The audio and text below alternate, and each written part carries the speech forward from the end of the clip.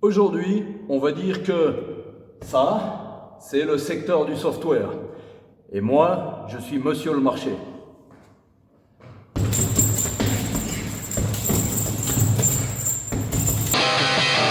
la gloire du marché tout puissant, venez vous prosterner. Bullseye, bullseye, bullseye! Ce contenu, de manière parfaitement méchante et assumée, est susceptible de heurter la sensibilité des plus fragiles. Il s'adresse donc à un public adulte, légalement et psychologiquement. En outre, il ne constitue en aucun cas un conseil financier, juridique ou fiscal. Échappé si vous suivez un petit peu la presse financière, voire la YouTubeosphère du make money, le secteur du software est en train de se faire massacrer de toutes parts. Nous, quand on voit tout ce sang, comme des requins, on est naturellement très attirés pour aller jeter un œil et voir si peut-être il n'y a pas un petit peu de shopping à faire. Spoiler alert, bien sûr que oui, on va trouver des jolies affaires à faire aujourd'hui.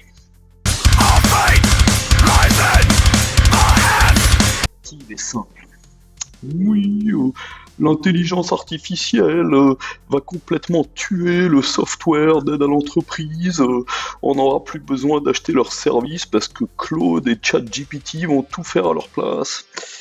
Ok, il faut un petit peu gratter ce qu'il y a derrière ces affirmations parce que c'est pas aussi simple. Mais comme d'habitude, monsieur le marché, quand il a le moindre doute, il vend tout. Et encore plus, et encore plus, et encore plus, jusqu'à ce qu'il y ait le retour de certaines certitudes. C'est là qu'on peut trouver les meilleures affaires. Alors, qu'est-ce que ça donne en graphique rapidement? Salesforce, très connu pour s'être fait démonter la tronche. Ça, c'est les 6 derniers mois. Vous voyez qu'au top, ils étaient aux alentours des $265 et bam, au plus bas. 191, ça fait à la louche 70$ sur 200. Ça fait presque un quart de market cap effacé dans ce mini crash. Qu'est-ce qu'on a d'autre comme exemple? Adobe, pareil, vous voyez qu'au plus haut, ils étaient même un petit peu avant ça sur les 6 derniers mois, 365 à 266, ça fait quoi, une centaine de dollars sur 365, oui, presque entre un tiers et un quart. Énormissime effacement de market cap ici aussi. Maintenant, un autre exemple qui n'est pas des moindres, Microsoft. Non mais tenez-vous bien, Microsoft itself. Plus haut de ces 6 derniers mois, $541 est tombé à moins de $400. Ça fait plus de $140 sur 540. Ça fait presque un tiers de market cap effacé dans ce mini crash. À un niveau un petit peu plus général, j'ai choisi l'ETF de State Street, le XSW, et vous voyez pareil. Autour des $200, on a plongé jusqu'à moins de 150, voilà, ça fait $50 de perte sur plus de 200, ça fait un quart, 25%. Et là, on parle vraiment d'un ETF thématique et sectoriel. Donc, vous voyez que le bain de sang, on peut parler de bear market, puisqu'il y a plus de 20% de baisse sur le secteur, est clairement avéré. Maintenant, dans le secteur, qu'est-ce qu'on va aller choisir?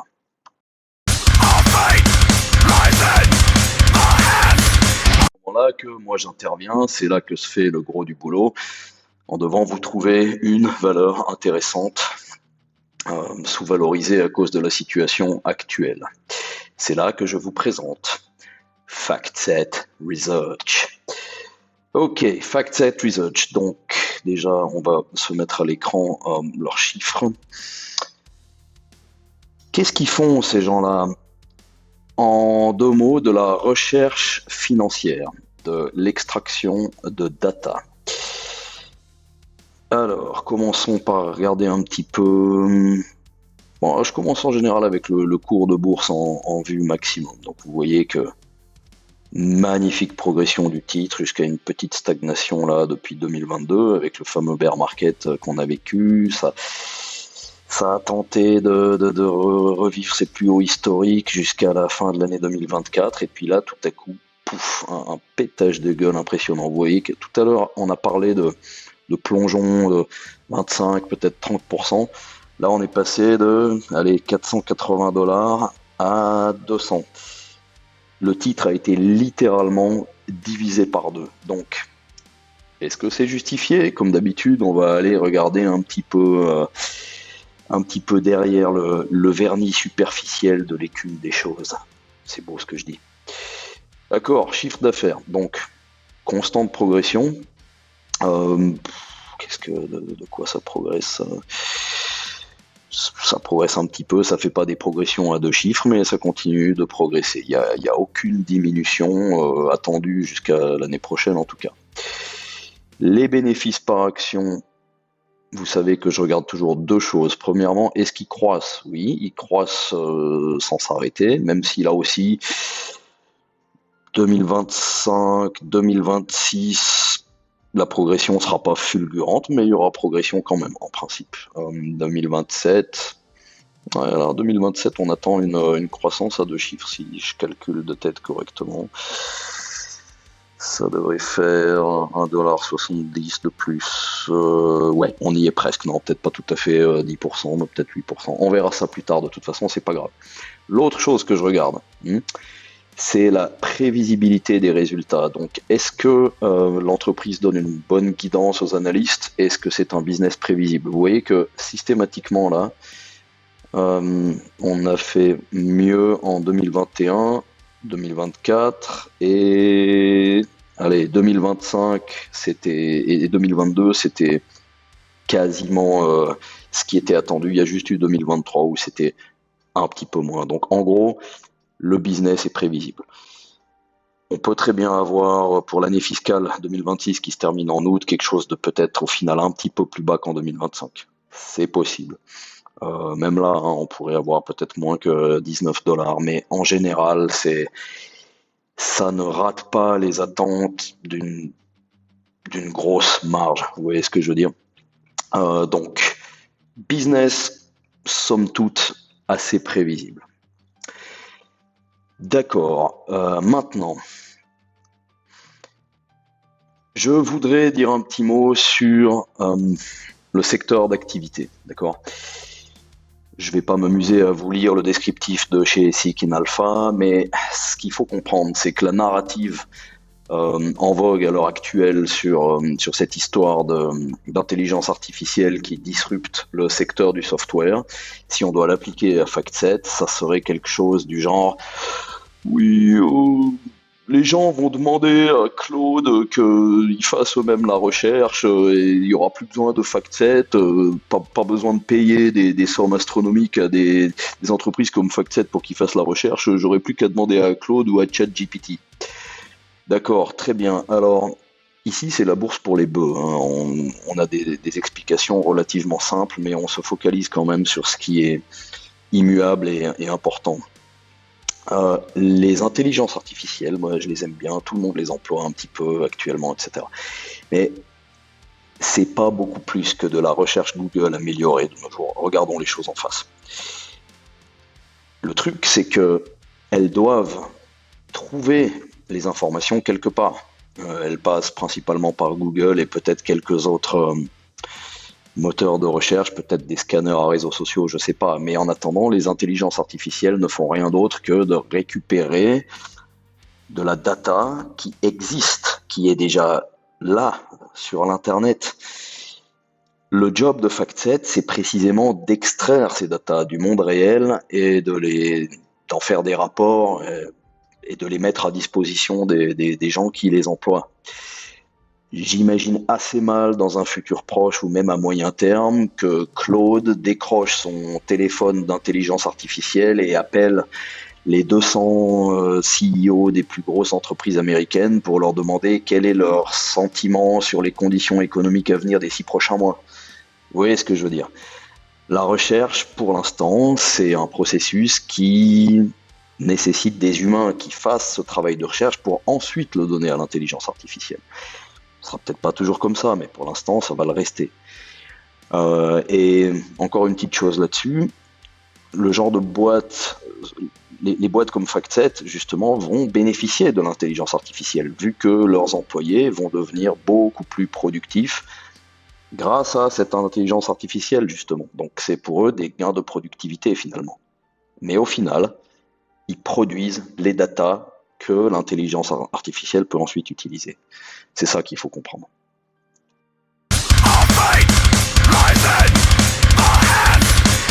Dividende, ah mon beau dividende, je le répéterai jamais assez, vous savez qu'au final, moi j'investis pour le dividende.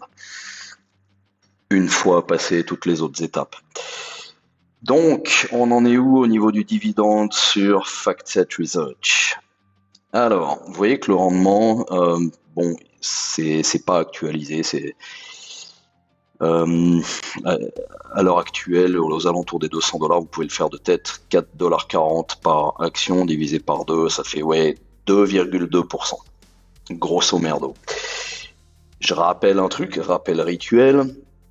Quand vous avez un portefeuille de $1 million ou plus, comme moi, un rendement du dividende de 2,2% vous donne brut $22 000 annuels. Ce qui, je le rappelle, une fois payé la withholding tax, les taux de change, la faiblesse du dollar à cause de Donald Trump, enfin ne m'emmerdez plus avec toutes ces conneries, vous aurez quand même un SMIC français sans rien foutre et pour toute la vie au final. SMIC français qui va augmenter, qui va même doubler en 7, 8, 9 ans. C'est ma philosophie d'investissement avec tout ce qui est thématique du dividende. Regardons vite fait là, bénéfice par action, donc EPS, $17,49 environ. On voit que ça sera aux alentours des 19 en principe l'année prochaine ou voire dans 2 ans. Sur ces $17,49, la boîte en paye $4,40 en dividende. Donc vous voyez que c'est à peu près le quart. Payout ratio 25%. C'est très très soutenable à long terme, il n'y a vraiment pas de problème, surtout avec des bénéfices qui continueront à croître dans le temps. Donc votre rendement de 2,2%, non seulement il est hyper solide, mais en plus il ne va pas s'arrêter de croître. Maintenant, pour ce qui est de ne pas s'arrêter de croître, allons jeter un œil à l'historique du dividende de FactSet Research. Alors, Dividend History. Ok, c'est pas indiqué ici parce que Seeking Alpha bug totalement là, alors je sais pas ce qu'ils ont foutu, excusez-moi, on verra sur le fast graph après dans la valorisation. Mais en fait, ils ont plus de 25 ans de croissance du dividende, c'est un aristocrate du dividende. Mais alors là, je sais pas ce qu'a foutu Seeking Alpha, alors ça, je m'en excuse. Anyway, on passe tout de suite au prochain chapitre.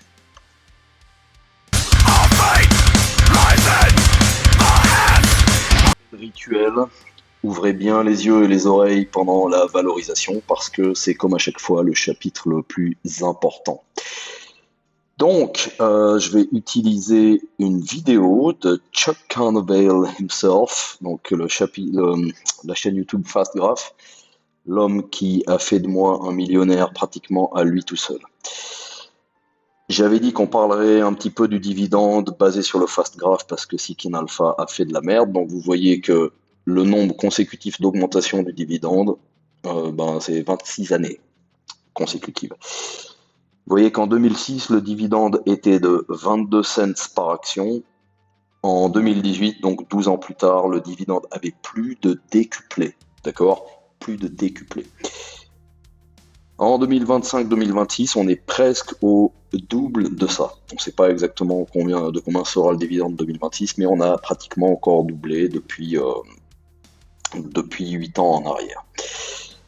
Vous voyez que l'augmentation moyenne est de 15,83% et le CAGR presque 15%. Donc bon, je ne dis pas qu'ils arriveront à faire ça éternellement, mais vous voyez que c'est une entreprise qui a une excellente culture du dividende, il n'y a pas photo.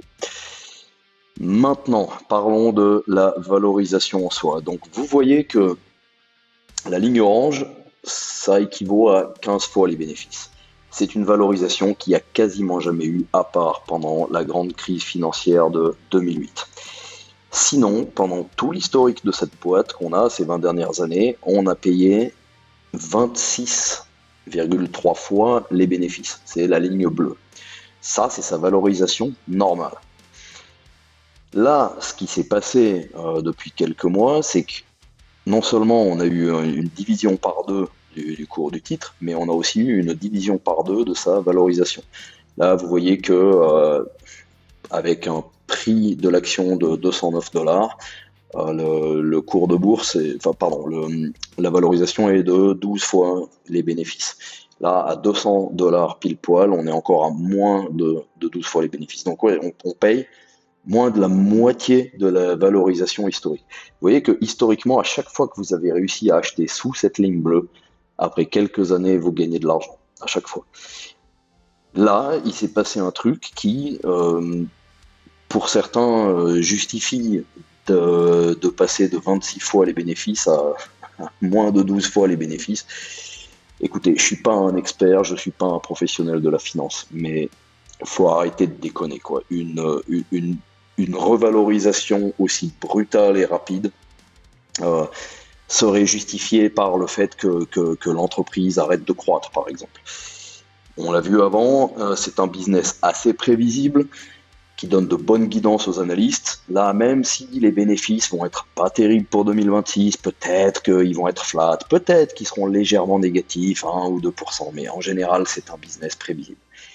Là, on a de nouveau une croissance pratiquement à 2 chiffres qui va suivre pour 2027 et 2028. Verdict, clairement, sous-valorisé.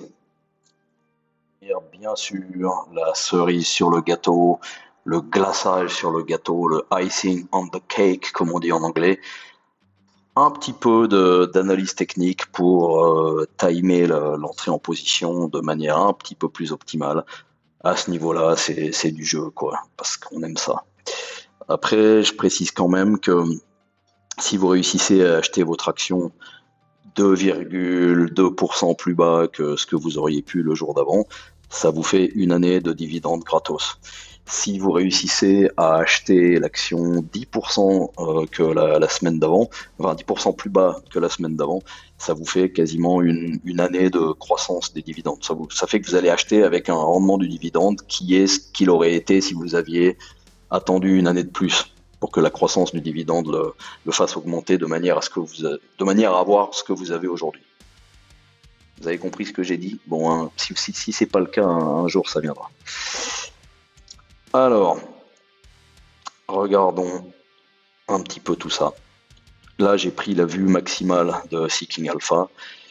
Alors, ce que je dis toujours, c'est que c'est bien de savoir que le titre est sous-valorisé, mais jusqu'où ça va baisser? Eh ben, la réponse, c'est à court terme, jusqu'au prochain seuil technique, parce que à court terme, les marchés fonctionnent en seuil technique.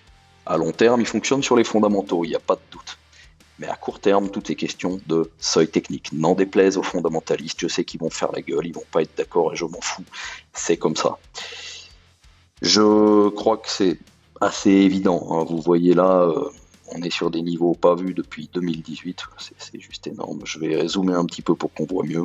Mais je pense que c'était assez visible. Vous avez ce seuil des 200 $ qui a été tapé ici, ici et ici. Ça m'a l'air pas mal. 200 $ comme seuil d'entrée en position, ça m'a l'air pas mal. Maintenant, last but not least, j'aimerais aussi parler un petit peu de tout ça. Hier, le titre était aux alentours de ça, quoi. 201, 202, 203, il a oscillé pendant la séance. Aujourd'hui, il a ouvert en se pétant la gueule de, je crois, 4, 5, 6%. Ce qui fait qu'en fait, il a été plus bas que 200 $. Et moi, forcément, je l'ai acheté à ces niveaux-là. Vous regardez ici, voilà, vous voyez qu'on était descendu jusqu'à 192 $. Fantastique. Pourquoi, me direz-vous, s'est-il autant pété la gueule aussi vite en début de séance? Alors, vous avez un phénomène qui se passe souvent. C'était la même chose avec Marsh. Vous vous rappelez quand on a acheté Marsh? C'est la même chose qui s'est passé sur Marsh. Vous avez un de ces pairs, en anglais un peer, un compétiteur direct, qui a publié ses résultats. Donc, S&P Global, SPGI. Voyons voir ça. Drops after Q4 earnings, 2026 guidance disappoints. Donc ça, c'était aujourd'hui avant l'ouverture.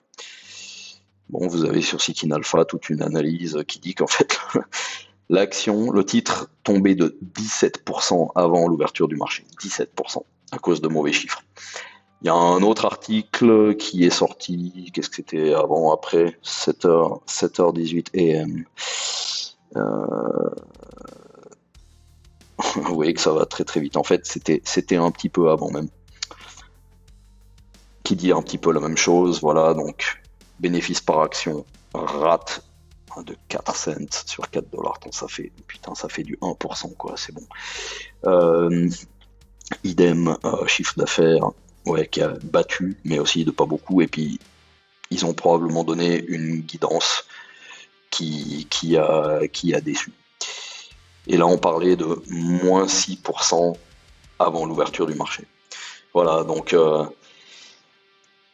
quelque chose d'assez similaire à FactSet, moins 6% en pré-market.